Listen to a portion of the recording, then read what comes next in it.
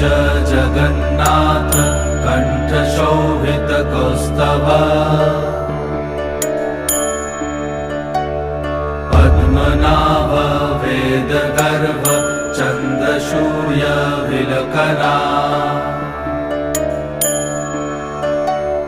जगन्नाथ लोकनाथ नीलाद्रीश परहरि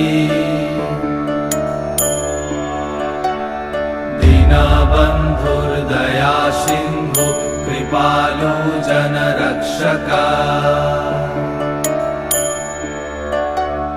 कम्बुपाणि चक्रपाणि पद्मनाभ नरोत्तम जगत्तं पालको व्यापी सर्वव्यापी सुरेश्वर